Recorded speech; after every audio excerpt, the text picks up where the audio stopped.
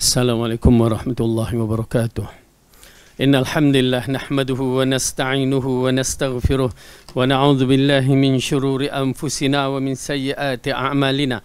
May yahdihillahu fala mudilla lahu wa man yudlil fala hadiya lahu.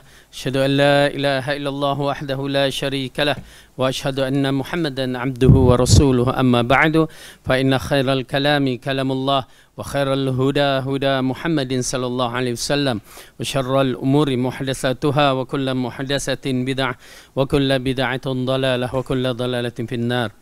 Alhamdulillah, kita rafa'kan syukur kita kepada Allah Subhanahu wa taala yang mengumpulkan kita pada hari ini di dalam majlis ilmu, di antara majlis yang terbaik untuk kita persembahkan amalan saleh kita di sisi Ar-Rahman. Ia merupakan amalan-amalan yang terbaik kerana ianya memberikan kita mendapat jalan yang terbaik untuk mencari kebenaran, keredaan Allah, dan insya-Allah Allah akan bagikan kita apa yang kita cari. Yang penting ialah ikhlaskan diri kita dalam siri menuntut ilmu, dan kita berdoa agar Allah tetapkan diri kita berada di atas manhaj yang betul sehingga hari kematian kita. Baik, kita masih lagi membicarakan surah Al-Fajr, yang mana ianya membicarakan tentang beberapa perkara yang penting. Di antara perkara yang kita telah bahaskan ataupun terangkan berkaitan dengan golongan-golongan yang awal Allah hancurkan disebabkan keingkaran mereka mengikut arahan Allah. Maka Allah hancurkan, dan golongan-golongan awal itu adalah golongan yang lebih kuat daripada kita. Yang golongan yang mana kekuatan itu luar biasa ya kalau nak bandingkan kekuatan dengan kita. Tetapi mereka itu dihancurkan oleh Allah kerana derhakanya mereka kepada Allah. Mereka tidak mengikut arahan Allah, dan akhirnya mereka hanya tinggal sejarah manusia yang tercela. Oleh kerana itu, na'udzubillah min zalik, jangan jadikan diri kita seperti mereka. Kemudian Allah membicarakan juga dalam bab ini apabila sekalangan manusia ini menganggapkan bahawa harta itu adalah menentukan kedudukan seorang itu betul ataupun tidak, ataupun hebat ataupun tidak. Ini oleh kerana itu Allah berfirman dalam ayat surah Al-Fajr ini, ayat yang ke-15, a'udzubillahi minasyaitonirrajim. فَأَمَّا الْإِنسَانُ إِذَا مَا ابْتَلَاهُ رَبُّهُ فَأَكْرَمَهُ وَنَعَّمَهُ فَيَقُولُ رَبِّي أَكْرَمَنِ. Adapun manusia, apabila Tuhannya mengujinya lalu dimuliakannya dan diberinya kesenangan, maka dia berkata, Tuhanku telah memuliakanku. Ya, ini di antara perkara yang dianggapkan oleh golongan-golongan jahiliyah, golongan-golongan yang batil, bahawa kesenangan itu menunjukkan tanda Allah sayang. Bila seorang itu senang, itu tanda Allah sayang. Bila orang tu kaya, kononnya itu tanda Allah sayang. Sedangkan ianya bukan begitu hukumnya.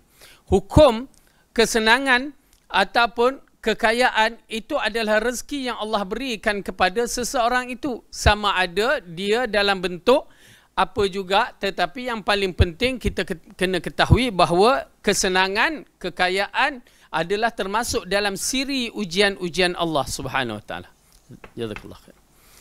Jadi bila ia termasuk sebab di antara ujian-ujian Allah, maka seharusnya kita kena faham elok-elok. Allah jadikan ujian kerana apa? Liyabluwakum ayyukum ahsanu amala, supaya dia mengetahui supaya dia uji kita yang mana siapa yang terbaik dalam siri amalan. Iktikad, kepercayaan mereka kepada Allah turun ke naik, semua itu adalah perkara yang penting untuk menentukan amalan-amalan kita betul-betul kepada Allah Subhanahu Wa Taala. Oleh kerana itu, ujian yang sebegini, kesenangan kadang-kadang diberikan kepada setengah golongan. Tetapi seperti mana pelajaran yang lepas kita telah membicarakan, golongan-golongan yang diberikan kesenangan walaupun buat maksiat, ia merupakan istidraj. Apa dia istidraj? Satu kehebatan tetapi dia buat dosa. Dia berbuat dosa tetapi dapat kehebatan. Yang kita telah terangkan seperti Fir'aun, dia berbuat dosa, buat derhaka, tetapi kekayaan, kehebatan, keagungan dia tu dahsyat. itulah istidraj. Akhirnya di akhir kisahnya ianya dibenam, dimatikan dalam keadaan terhina. Begitu juga para umat-umat yang terdahulu, Namrus misalan, ataupun kita tengok kaum Samud, kaum Ad, yang mana Allah telah hancurkan. Kaum Nuh semuanya diberikan kesenangan, akhirnya dihancurkan. Oleh kerana itu kita kena faham elok-elok, kesenangan itu bukan menandakan seseorang itu kedudukannya tinggi di sisi Ar-Rahman. Kefahaman ini yang kita katakan dalam membicarakan orang yang menyangkakan ya, apabila kesenangan itu adalah bentuk keistimewaan yang Allah beri kepadanya, ya, ataupun tanda Allah sayang kepadanya. Kita lihat di dalam pemahaman orang-orang Yahudi ya, berkaitan dengan kesenangan ini. Dia menyangkakan bahawa kesenangan inilah yang menyebabkan seorang itu layak untuk memegang jawatan, menduduk kedudukan yang tinggi. Misalnya di dalam surah Al-Baqarah, ya, surah Al-Baqarah, Allah berfirman dalam juzuk yang ketiga, juzuk yang kedua akhir, juzuk yang kedua, dalam kisah Talut dengan Jalut. Okey. A'udzubillahi minasyaitonirrajim, ayat yang ke sebentar. Okey, ayat yang ke 247. Ya, ayat 247 muka surat 40. Allah berfirman, A'udzubillahi minasyaitonirrajim.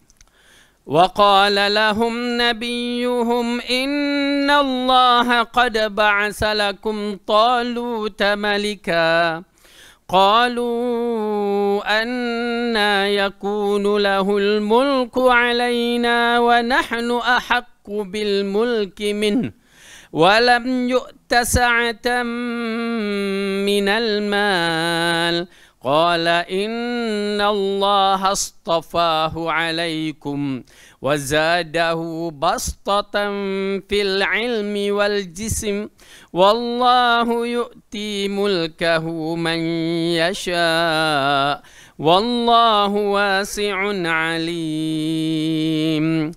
Nabi mereka mengatakan kepada mereka, sesungguhnya Allah telah mengangkat Talut menjadi ketuamu, rajamu. Mereka berkata, bagaimana Talut memerintah kami padahal kami lebih berhak mengendalikan pemerintahan daripadanya, sedangkan dia pun tidak diberikan kekayaan yang banyak. Nampak tak kalimah ini dikatakan ucapan mereka yang mempertikaikan Talut menjadi raja mereka, pemimpin mereka, disebabkan apa? Talut tak ada harta. Ya, Talut tidak ada harta. Inilah yang berlaku kepada Bani Israel. Penilaian yang layak menjadi pemimpin ialah mereka ada harta. Dan ini juga berlaku pada sistem politik di negara-negara seluruh dunia. Kalau ada harta, berarti dia boleh jadi pemimpin. Ini satu kesilapan. Ada harta, tidak amanah. Ada harta, ya, rasuah. Ada harta, na'udzubillah min zalik. Oleh kerana itu berhati-hati dalam melihat kepimpinan, menjadi pemimpin, supaya jangan itu sebagai landasan untuk melantik seseorang itu menjadi pemimpin. Mungkin kita kata tak ada apa-apa kerana kita tak dapat lagi. Ya, buat dia nak berkempen, dia bagi RM100 seorang, RM1,000 ke dah. Jadi satu perkara yang berbahaya dengan rasuahnya, dengan bodeknya dan berbagai-bagai, dan akhirnya yang menyebabkan kita pun mengiktiraf tak ada reta, tak boleh jadi pemimpin. Na'udzubillah min zalik. Tetapi kita menyaksikan ayat ini apabila Bani Israel mengatakan kepada Nabi mereka tu bahawa Talut tidak layak menjadi pemimpin kerana tak ada harta. Sedangkan Nabi mereka, Nabi, la ilaha illallah, satu kalimah yang dahsyat yang perlu kita letak dalam hati kita. Bila sebut Nabi, bila sebut Rasul, mereka itu adalah orang yang agung, yang diwahyukan. Berarti program mereka itu telah tetap. Tidak ada kita boleh buat pilihan. Ya, ma atakumur rasulu fakhudhuhu wa ma nahakum anhu fantahu. Ya, maka hendaklah kita ambil apa yang Rasul berikan, terima bulat-bulat tanpa banyak bicara, dan dilarang dijauhkan. Ya, wa ma kana lil mu'minin wala mu'minatin idza qadallahu wa rasuluhu amran an yakuna lahumul khiyara. tidak boleh seorang mukmin lelaki dan mukminah perempuan, bila Allah dan Rasul tetapkan sesuatu, dia ada pilihan. Itu kedudukan Rasulullah. Dia bukan sebarang kedudukan. Para Nabi kedudukannya, kita tidak ada pilihan, as-sam'u wa ta'ah sahaja. Okay? Letakkan perkara ini dalam hati kita, bahawa ketaatan mutlak hanya kepada Allah dan Rasul sahaja. Jangan sampai apabila datang hadis kita nak mempertikaikan, datang arahan Allah dan Rasul kita mula nak mempertikaikan. Na'udzubillah min zalik. Ya, jadi oleh kerana itu berhati-hati dalam perkara-perkara tersebut. Okey, dalam perkara ini bila Bani Israel mengatakan Talut tidak layak menjadi pemimpin kerana dia tidak diberikan kekayaan. Tetapi Nabi ini mengatakan, Nabi mereka berkata, sesungguhnya Allah telah memilihnya menjadi rajamu dan menganugerahkan ilmu yang luas dan tubuh perkasa. Allah memberikan pemerintahan kepada siapa yang dikehendakinya dan Allah maha luas pemberiannya, lagi maha mengetahui. Dengan arti kata lain, Nabi Allah ini mengatakan Talut layak menjadi pemimpin kerana apa? Kerana pengetahuannya yang luas. Kerana dalam peperangan memerlukan kebijaksanaan. Bukan kerana ada harta. Tak, itu juzuk sahaja. Dan yang kedua, dia mempunyai kekuatan yang luar biasa. Ya, dikatakan Talut hanya seorang pembuat besi. Lalu kekuatan dia tu lain. Jadi ini di antara ciri-ciri pemimpin dari sudut peperangan. Ya, kalau kita melihat pemimpin yang kuat, yang layak untuk menjadi pemimpin Menteri Pertahanan, begini kedudukannya. Ya, kekuatan bijak. Ya, dia tak boleh lembek pegang tu rapuh macam itu. Ya, dia tak boleh lembut macam Manyah, tak boleh. Dia mesti kuat dan dia mempunyai kebijaksanaan. Okey, jadi kita dah menyaksikan bagaimana Bani Israel menghukumkan pemimpin mesti seorang yang kaya. Salah. Lalu Allah menegurkan perkara begitu dengan bukti yang lebih jelas, ayat yang berikutnya yang mana membuktikan bahawa Talut dilantik di atas program wahyu. Ya, dibuktikan dengan kisah yang berikutnya. Ini di antara satu kisah yang kita kena faham bahawa kekayaan bukanlah yang menyebabkan seorang itu yang dikatakan termasuk orang yang terpilih di sisi Allah. Tak. Jika itu hukum yang kita gunakan, maka salah sangat-sangat. Dan kita menyaksikan di dalam ayat suratul Kahfi, ya, dalam lafaz yang hampir serupa, tetapi orang-orang ini menganggap dirinya terbaik. Ya, cuba buka surah Al-Kahfi dalam kisah dua orang lelaki ahli kebun. Ya, kita tengok.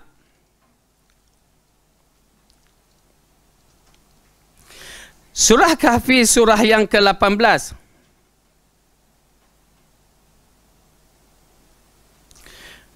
Ayat yang ke-35-36 kita mulakan. Ambil 34 dululah. Ya, ayat 34. Muka surat 297. Ayat 34 kita mulakan. Bismillah.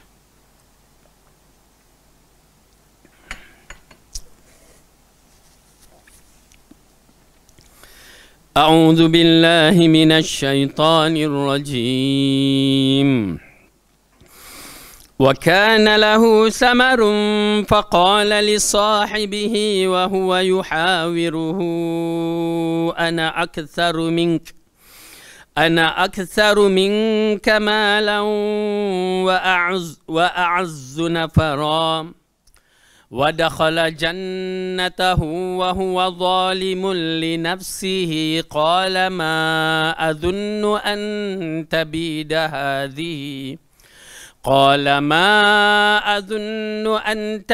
هذه أبدا وما أظن الساعة قائمة ولئن رددت إلى ربي لأجدن خيرا منها منقلبا. Dan dia mempunyai kekayaan yang besar, maka dia berkata kepada kawannya orang mukmin ketika itu ia bercakap-cakap dengannya, hartaku lebih banyak daripada hartamu dan pengikut-pengikutku lebih kuat. dan dia memasuki kebunnya sedangkan dia zalim terhadap dirinya sendiri dengan keangkuhan dan kekufuran. Ia berkata, aku kira kebun ini tidak akan binasa selama-lamanya, dan aku tidak mengira hari kiamat itu akan datang. Dan jika sekiranya aku dikembalikan kepada Tuhanku, pasti aku akan mendapat tempat kembali yang lebih baik daripada kebun-kebun itu. Itu dia.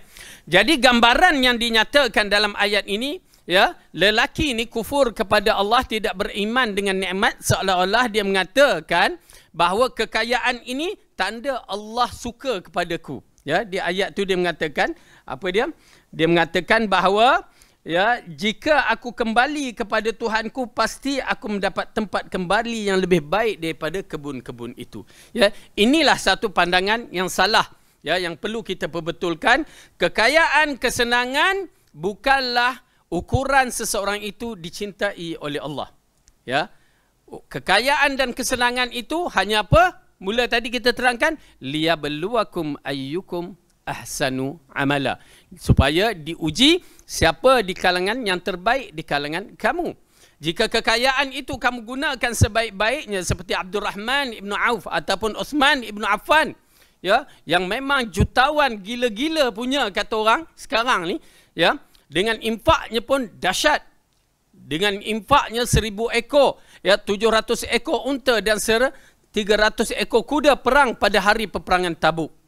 Ini sudah kira tahap yang subhanallah. Jika orang-orang yang begini, harta yang diberi, mereka gunakan dengan secara baik, maka sudah tentu mereka itu adalah orang yang terpilih. Dengan arti kata lain, harta-harta yang banyak itu bergantung kepada penggunaan kita. Penggunaan kita diikuti dengan kalimah Allah katakan, inna akramakum indallahi atqakum, sesungguhnya sebaik-baik kamu adalah, semulia-mulia kamu adalah orang yang paling bertakwa.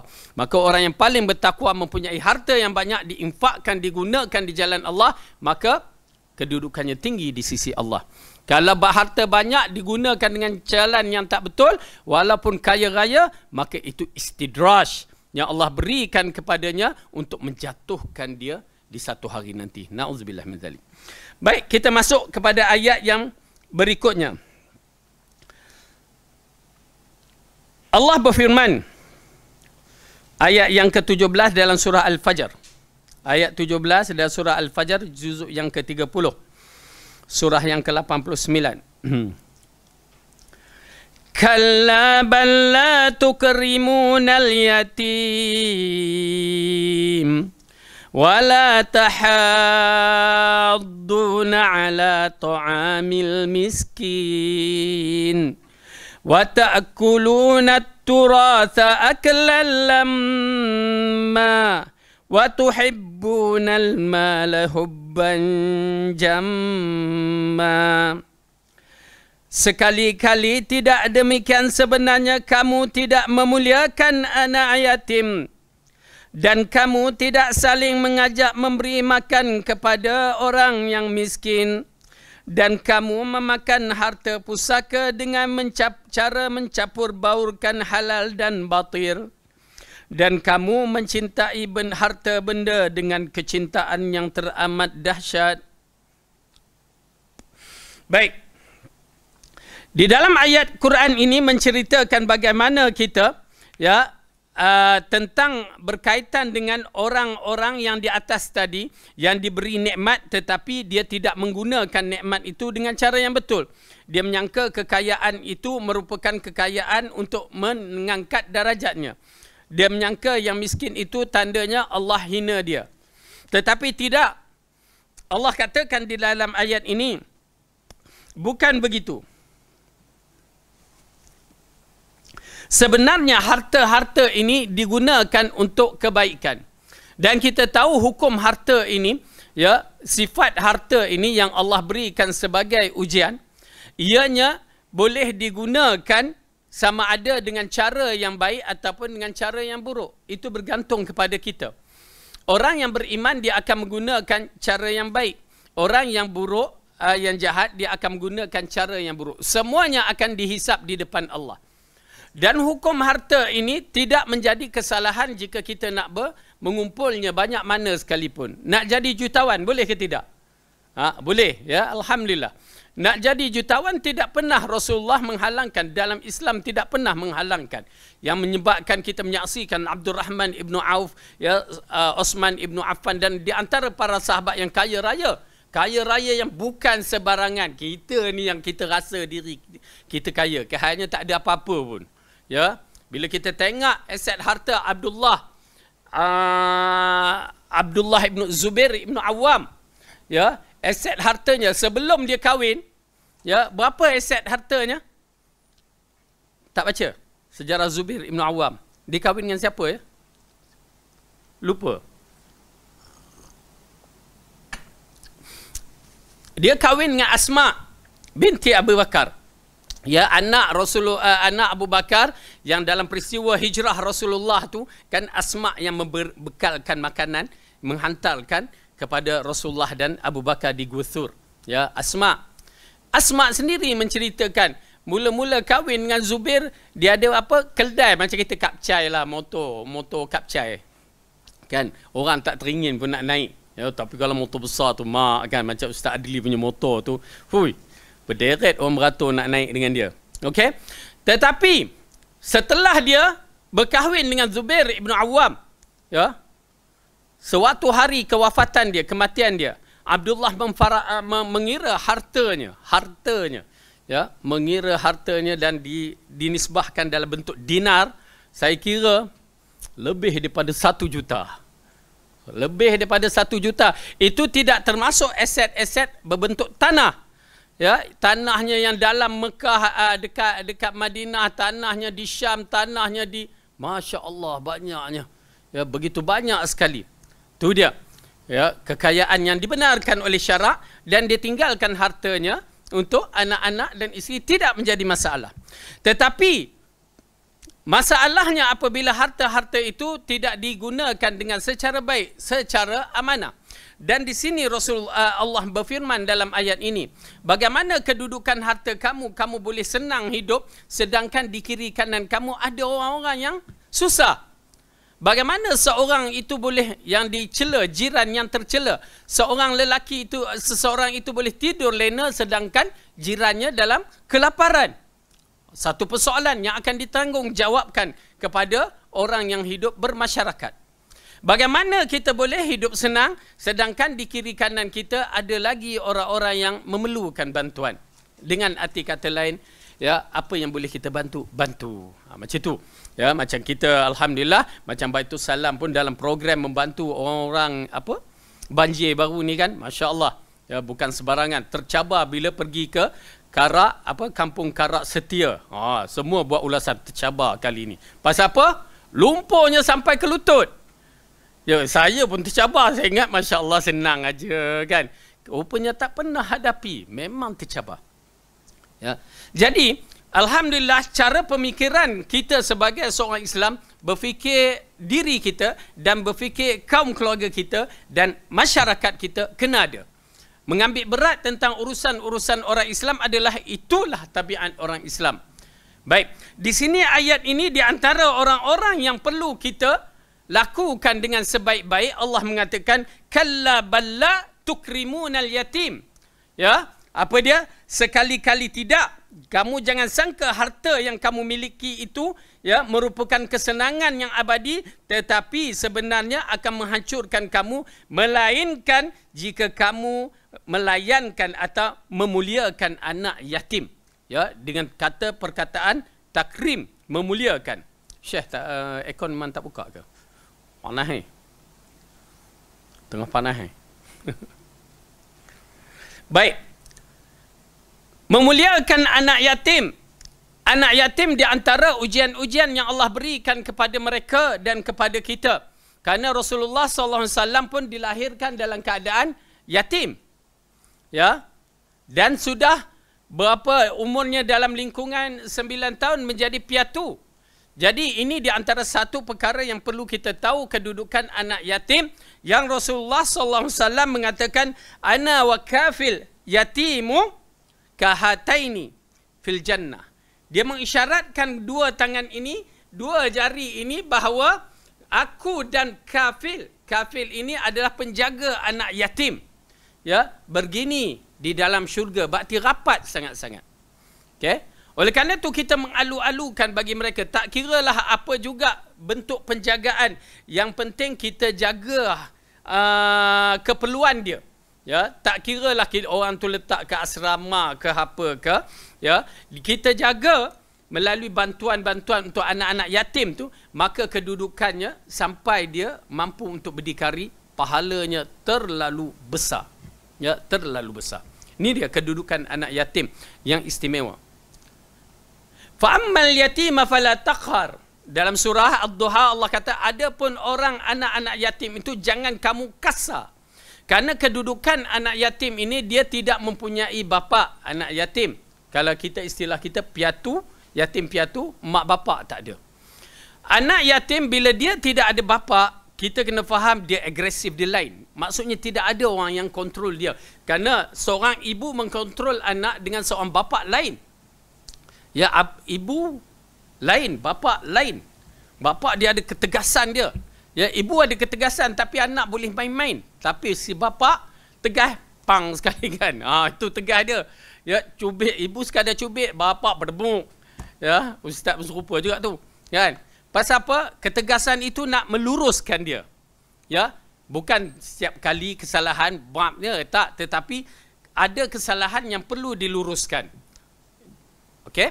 Jadi anak yatim ni bila dia tidak ada siapa nak meluruskan dia, maka dia akan agresif.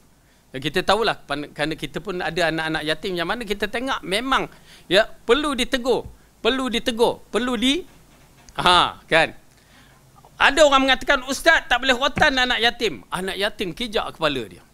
Ya, pasal kes tak boleh rotan. Dia tengok anak yatim tu, dia sabar je, dia cakap-cakap macam tu. Budak-budak dia tak boleh begitu.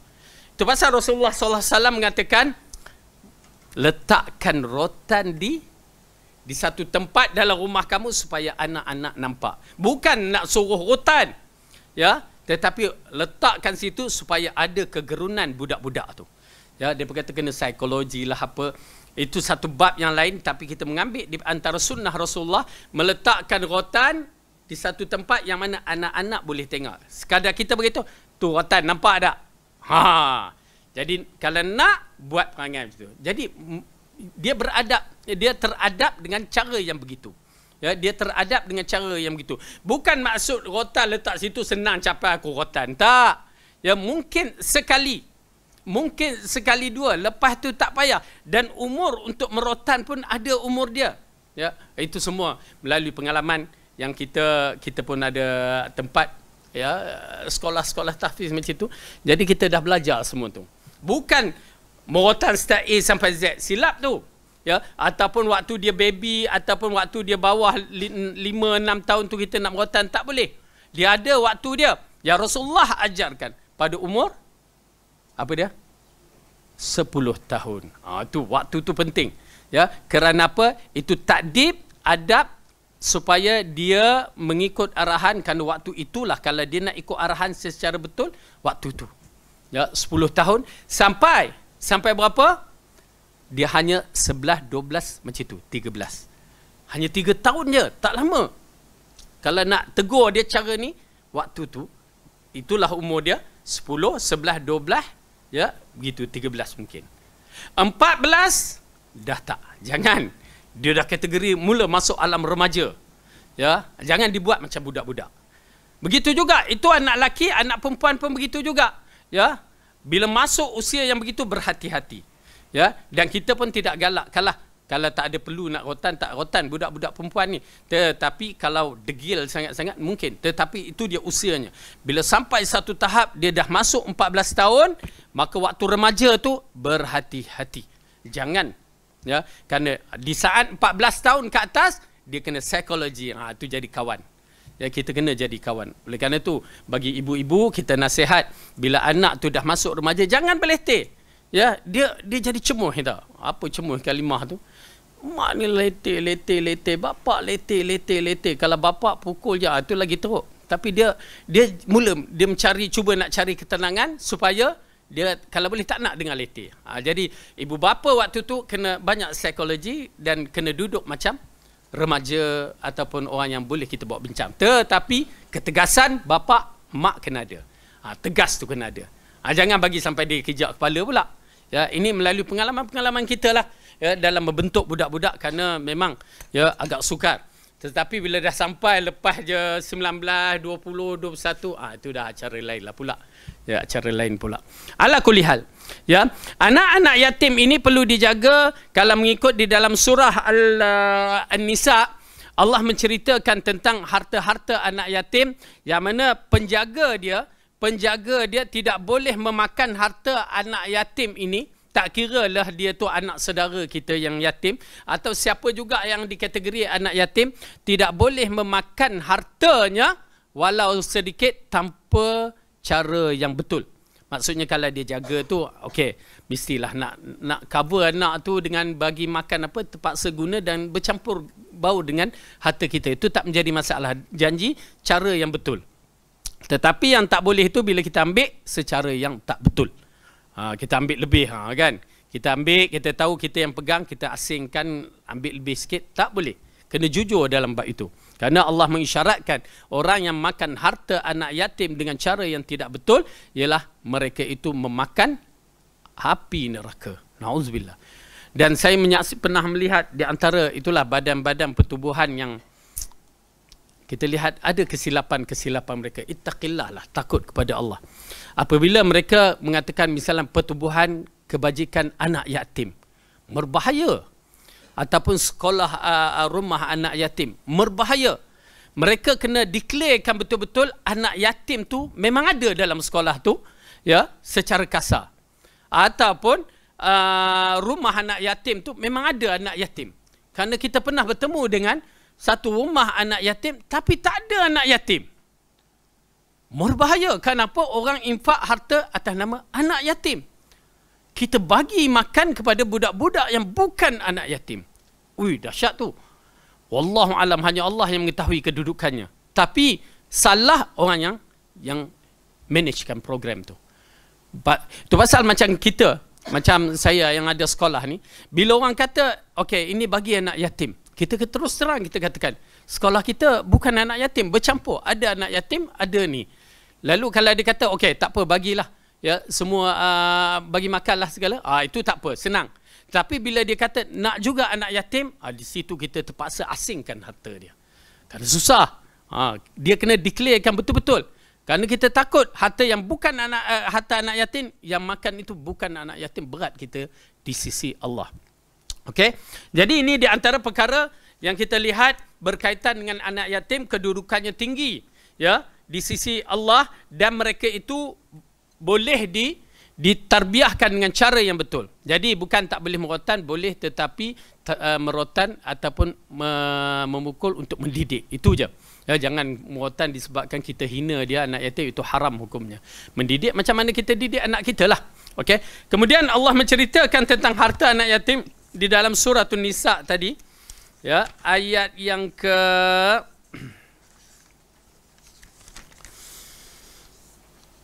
ke-10 dalam surah An-Nisa, muka surat 78, juzuk yang keempat, surah yang keempat, ayat yang ke-10. A'udzu billahi minasyaitonir rajim. Okey, ayat yang sebelum tu dalam surah An-Nisa ni, ayat daripada boleh tengok, itu semua bicarakan tentang anak yatim. Ya, bagaimana jaga anak yatim apa segalanya. Okey. Ayat ke-10 ya. Innal ladzina ya'kuluna amwalal yatama zulman innama ya'kuluna fi butunihim nara wa sayaslawna sa'ira. Sesungguhnya orang yang memakan harta anak yatim secara zalim, sebenarnya mereka itu menelan api sepenuh perutnya, dan mereka akan masuk ke dalam api neraka yang bernyala-nyala. Okey, itu dia. Ayat yang mengisyaratkan makan harta anak yatim. Na'udzubillah min zalik. Okey. Jadi baik, anak yatim kelebihan yang kita terangkan tadi bahawa menjaganya dia akan bersama dengan Rasulullah SAW di syurga sana nanti. Okay. Kemudian anak yatim di antaranya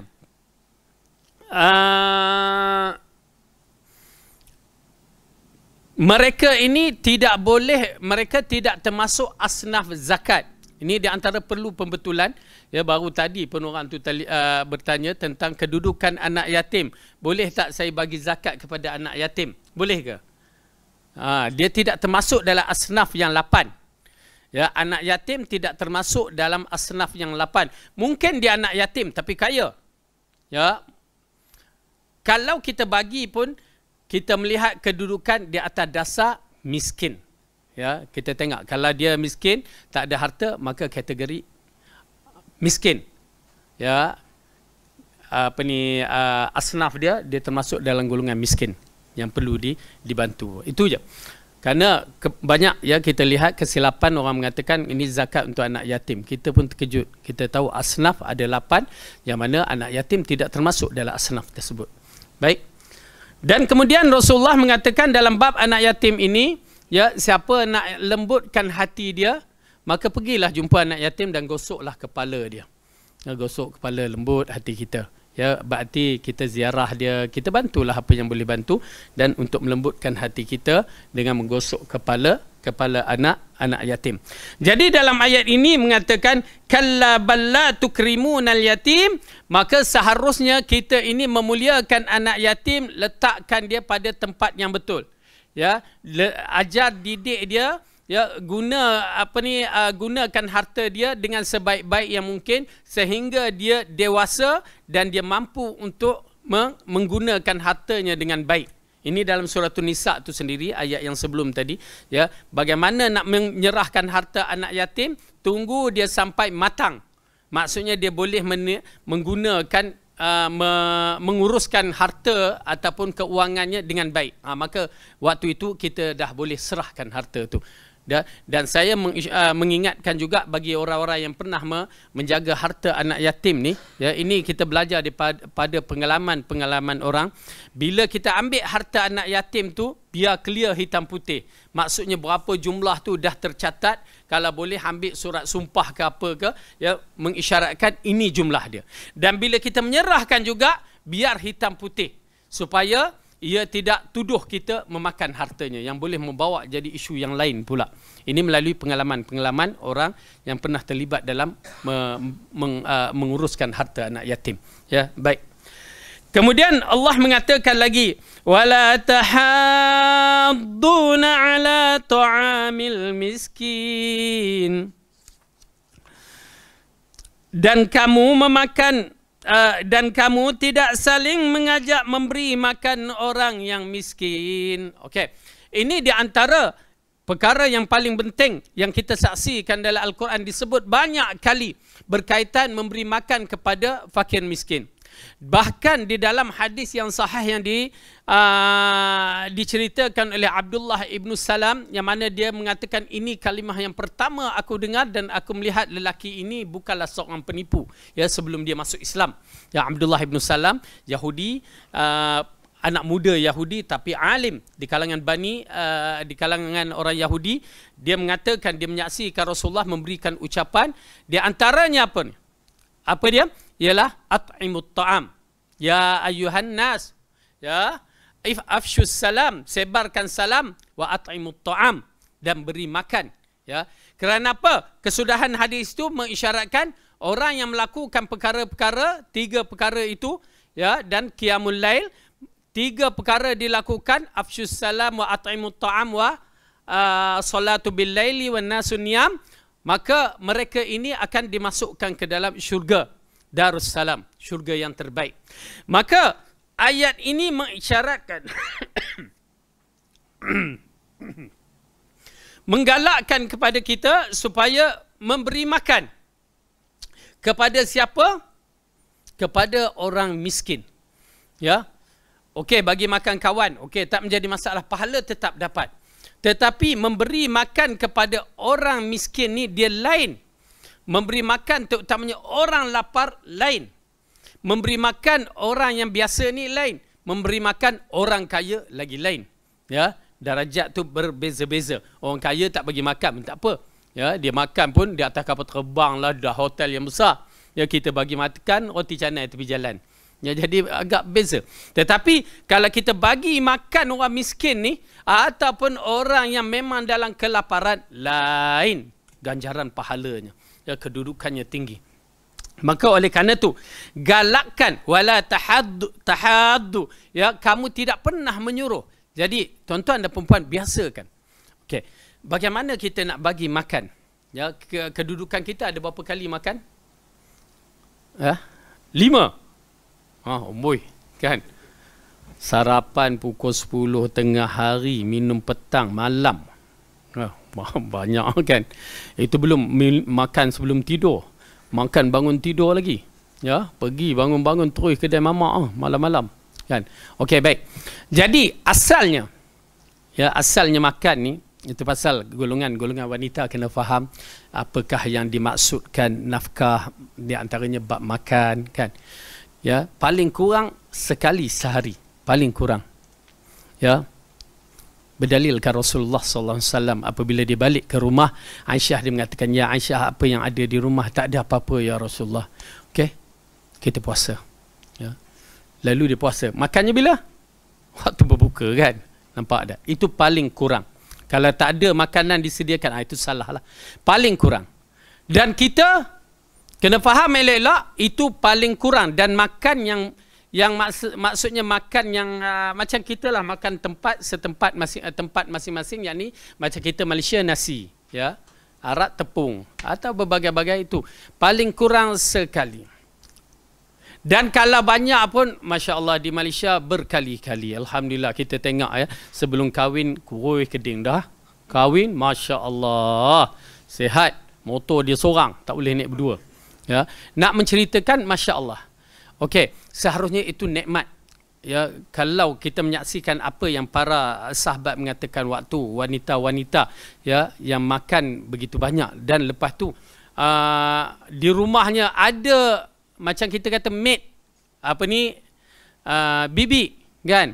Di zaman dahulu ada khadam, hamba. Abdullah bin Mas'ud mengatakan, itu raja tu, Masya Allah. Ya, berarti dah ada makan, dah ada rumah, ada bibi, raja tu tahap dia. Ya, nak menceritakan betapa senangnya. Okey, jadi sekarang kita lihat bagaimanakah yang dimaksudkan memberi makan supaya kita dapat beramal. Ana harapkan supaya Al-Quran ini jangan ditinggalkan begitu saja. Kita nak membeli syurga Allah, biar kita beramal. Ya, memberi makan, paling kurang makan apa yang kita makan. Itu paling kurang. Yang terbaik lah. Yang terbaik itu lain cerita. Tapi paling kurang makan apa yang kita makan. Nasi, apa lagi? Ayam lah. Tak mainlah telur. Yalah, paling kurang telur dan sayur sikit. Itu paling kurang. Itu satu kali makan. Berapa ringgit agak tu? RM5 dah. Oh, naik dah harga. Lebih kurang RM5 lah sekali makan.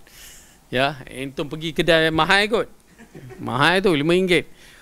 Rasa RM4 ke. Pasal tengok satu kedai tu nasi kuah siap ayam goreng RM5. Tu ayam goreng. Ini telur goreng. Entum naik harga ni. Okey. Paling kurang begitulah. Ayam goreng ke, telur goreng ke, ikan goreng ke, itu satu set. Itu kalau kita bagi seorang yang lapar, dikategorikan dah bagi makan. Jangan biarkan sekali pun kita tak buat. Ya, buatlah walaupun sekali dengan kawan-kawan kita ke, dan kita fokus kepada orang miskin, kan, di kampung kita. Misalnya kita ada kampung, ya, kampung-kampung di mana, ialah masalah sekarang, you all kampung mana ya? Kampung baru. Itu bukan kampung tu, kan? Kampung Pandan, dah bukan kategori kampung. Ya, biar kampung betul-betul memang ada orang miskin di sana. Ya, bagilah walaupun sedikit. Ya, satu nasihat, ya, penting. Kerana kita membeli syurga Allah, itu kita dah praktikal. Ini mengarahkan, menyuruhkan, suruh bagi makan. Ya, suruh bagi makan. Dan kalau kita, okey, pahala tu besar tu. Kalau kita nak dapat yang terbaik, okey, buka surah Al-Insan, yang mana itu cara memberi makan yang terbaik. Bismillah.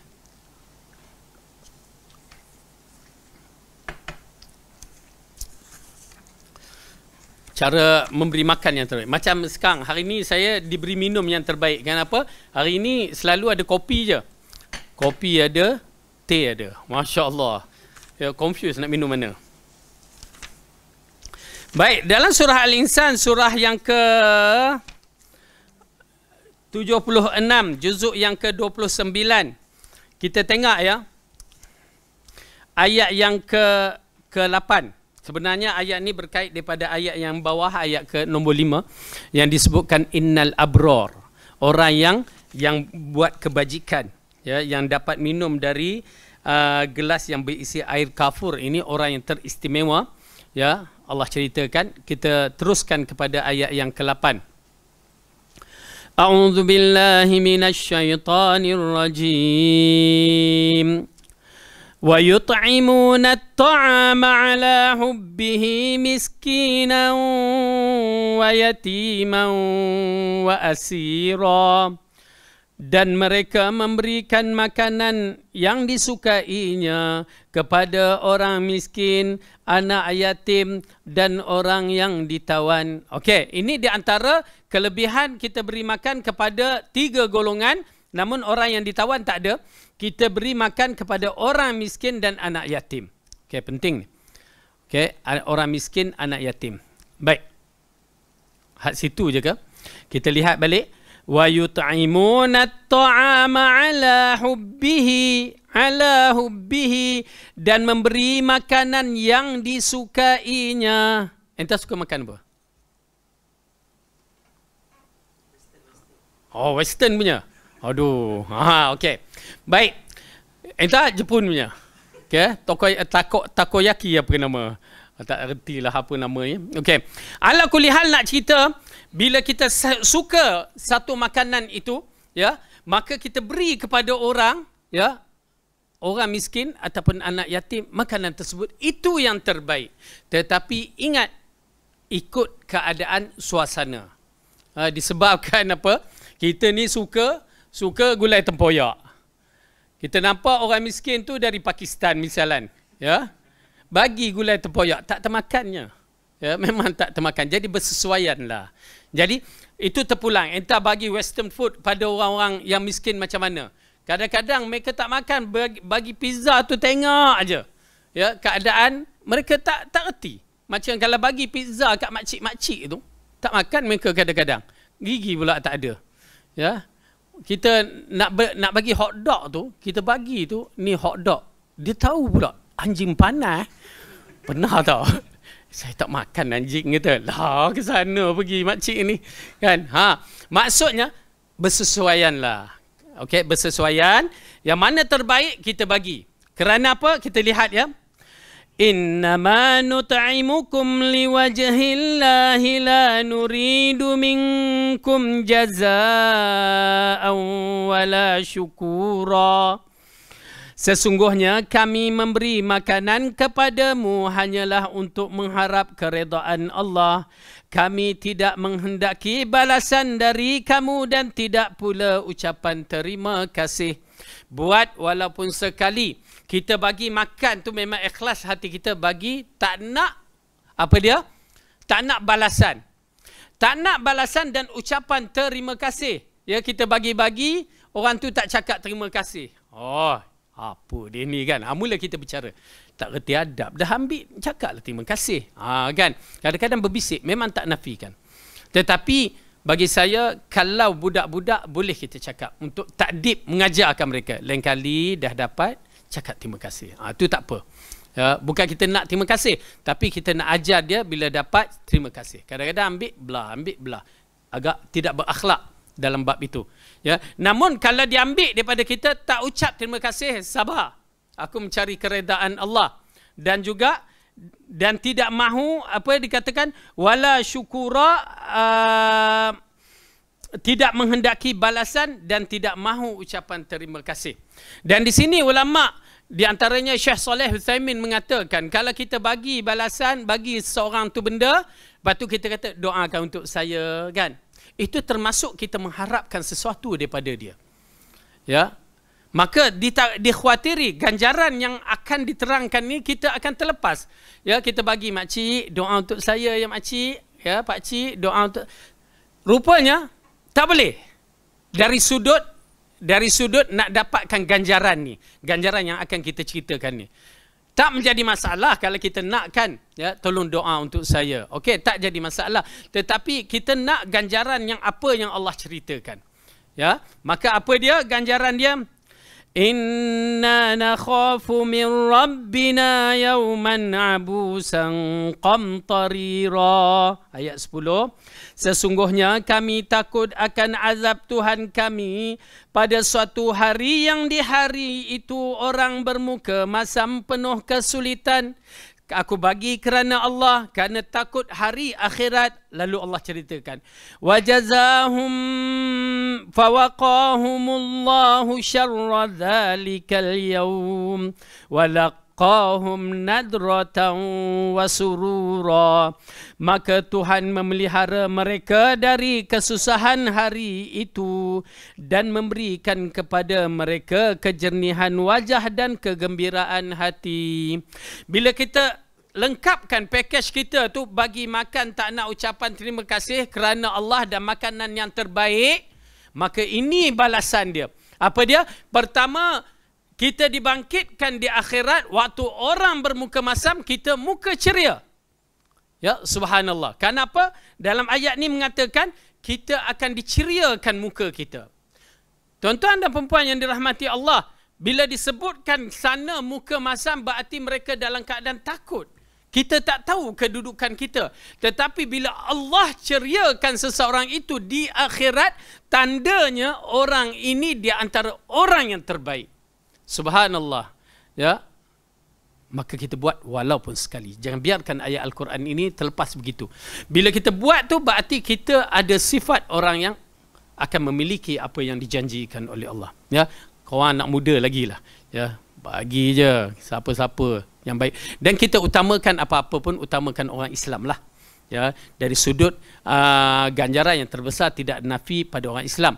Namun begitu bila berlaku dalam siri kemanusiaan, yang macam berlaku banjir, kita bantu semua sekali pun tidak menjadi masalah.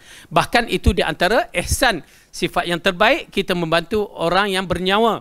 Ya, bayangkan jika seorang wanita penzina memberi minuman kepada anjing yang dahaga pun mendapat ganjaran yang besar di sisi Allah. Allah ampunkan dosanya. Ini kan pula manusia yang bernama manusia, sebaik-baik makhluk yang Allah ciptakan, kita berikan.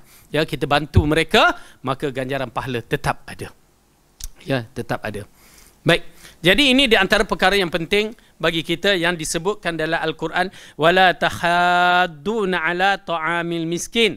Ya, memberi galakkan, ya, kerana orang-orang kafir, Quraisy, orang munafik, mereka tidak menggalakkan orang-orang supaya menginfakkan harta. Bahkan kalau bersedekah tu mereka mempermain-mainkan, dalam yang disebutkan dalam surah At-Taubah. Mereka mengejek, orang ni bagi sikit dia cakap begini, orang ni bagi banyak dia cakap begini. Itu bukan cara kita.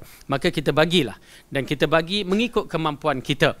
Kalau kita ni, ya, ada sedikit, bagi yang sedikit, tak menjadi masalah. Sedikit bagi kita tetapi besar di sisi Allah. Kenapa? Kita ada sedikit tetapi besar di sisi Allah. Berbandingkan orang yang kaya, dia bagi banyak, itu hak kelayakan dia. Maka di sisi Allah hanya Allah yang mengetahui. Baik.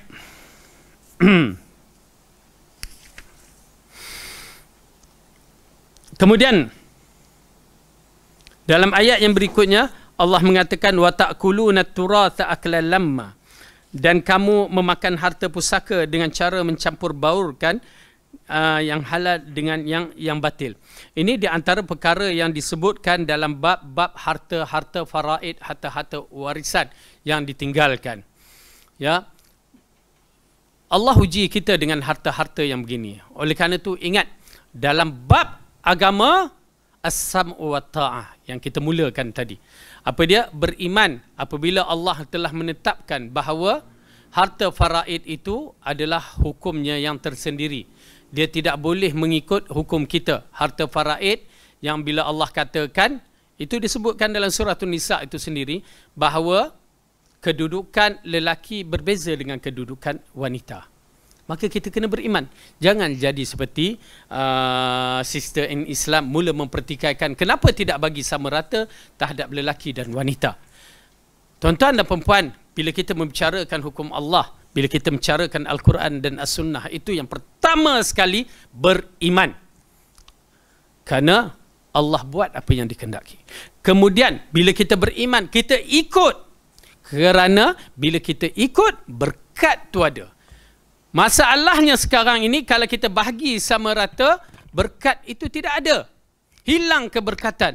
Tetapi bila kita ikut hukum faraid, maka keberkatan itu akan ada walaupun kita dapat juzuk yang sedikit.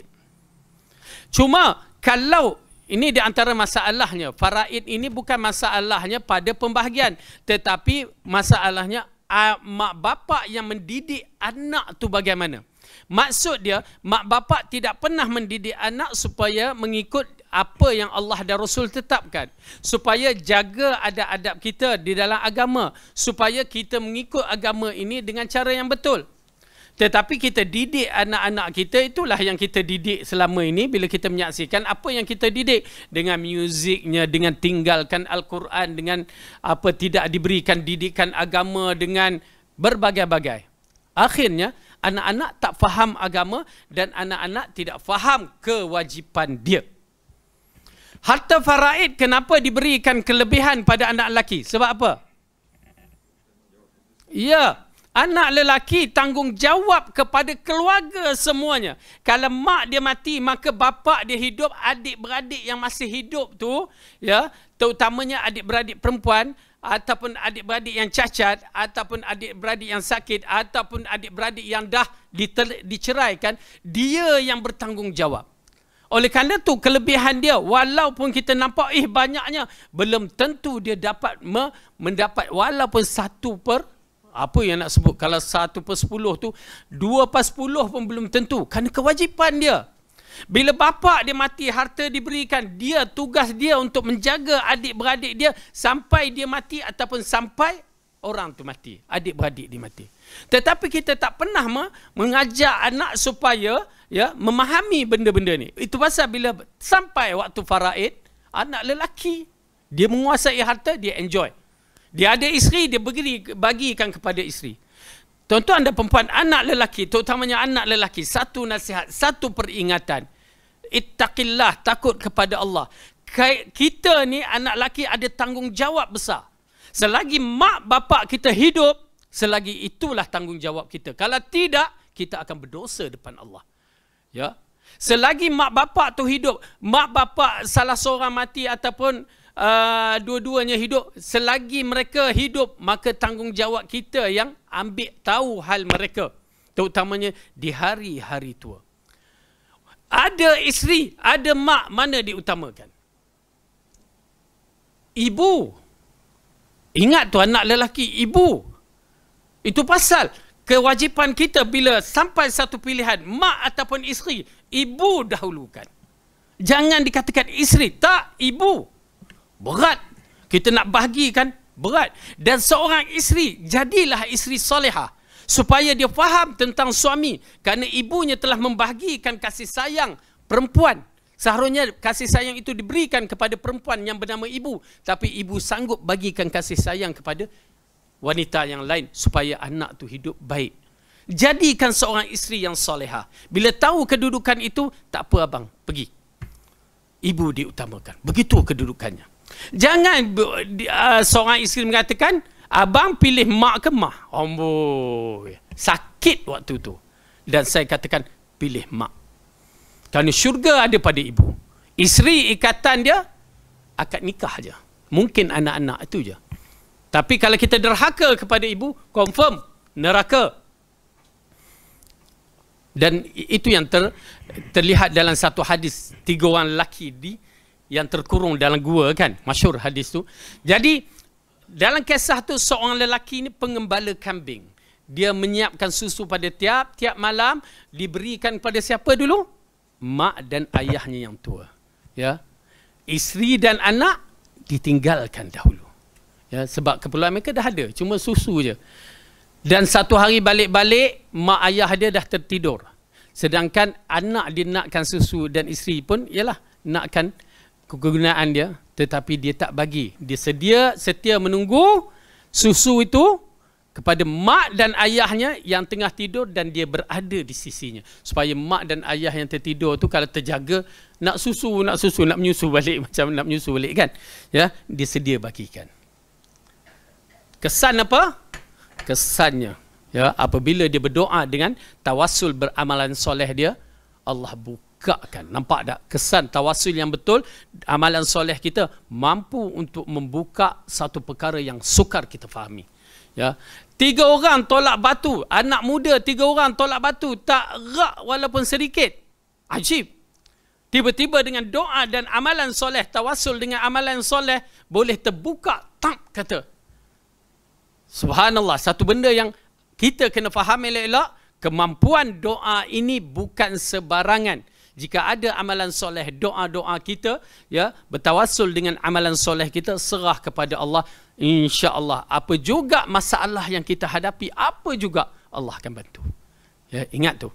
Ya, jangan ingat angkat tambatu je, banyak lagi. Ya, banyak lagi Allah boleh membantu kita dengan doa-doa yang baik ini. Jadi insya-Allah mudah-mudahan ya Allah berikan kita kebaikan dunia dan akhirat ya.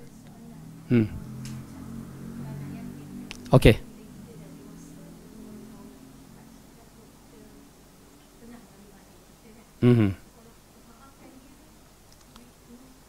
Okey, kalau maafkan dia, kita maafkanlah. Itu yang sebaik-baiknya. Wallahu alam, dalam bab ini bila seorang tu bila dia memaafkan, pertama orang yang memaafkan tinggi darajatnya. Ya, orang yang maaf tu tinggi darajatnya. Dan kedua, mungkin disebabkan dia ikhlas memaafkan, ya, kalau seorang tu dah mati Allah ringankan. Ya, ringankan. Kenapa? Orang yang memang kalau menyakiti anak yatim, menyakiti dengan cara yang tak betul tu memang ialah itu antara Allah dengan dialah di alam kubur sana, tetapi di alam akhirat memang diseksa lah. Tetapi mungkin disebabkan keikhlasan seorang yang bernama anak yatim, dia memaafkan orang yang pernah menginayai dia, ya, sudah tentu ganjaran tu besar bagi anak yatim tu. Dan kedua, mungkin Allah akan mengampunkan orang tersebut, ya. Itu di antara siri pengampunan yang tidak disedari yang paling mulia lah, ya, bila kita memaafkan orang dari belakang kita, bahkan digalakkan, ya, memaafkan orang dari belakang kita. InsyaAllah mudah-mudahan Allah berikan yang terbaik lah, ya, dan kita berikan terbaik kepada anak yatim dengan didikan agama, ya, di antaranya dengan didikan agama, akhlak agama tu, insyaAllah Allah akan bagi yang terbaik untuk kita semua. Wallahu a'lam bissawab. Baik, cukup sampai di sini. Yang baik itu datang daripada Allah, salah silap dari saya sendiri. Aqulu qawli hadza wa astaghfirullah li wa lakum. Assalamualaikum warahmatullahi wabarakatuh. Subhanakallahumma bihamdika asyhadu an la ilaha illa anta astaghfiruka